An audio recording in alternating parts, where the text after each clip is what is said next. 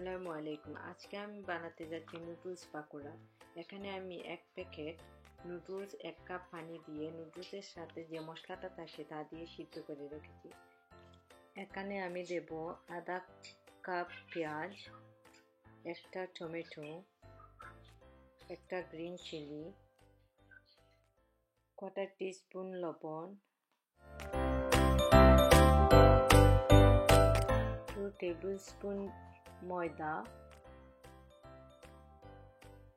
আর একটা ডিম দিয়ে আমি মিশ্রণটা ভালো করে মেশাবো।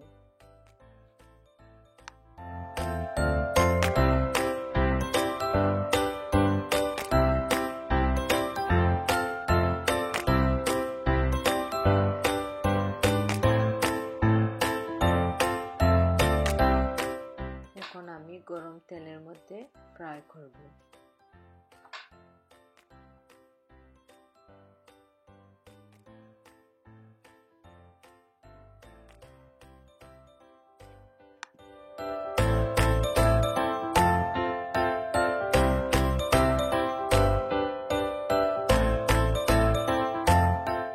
পকোড়াগুলি ব্রাউন কালার হয়ে আসছে, আর একটু ব্রাউন হয়ে আসলে পরে আমি তা তেল থেকে তুলে নেব।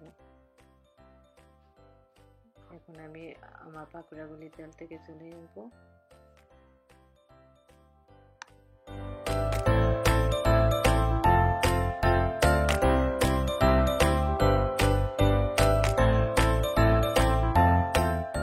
এখন আমি পাকোড়াগুলি গরম গরম পরিবেশন করব।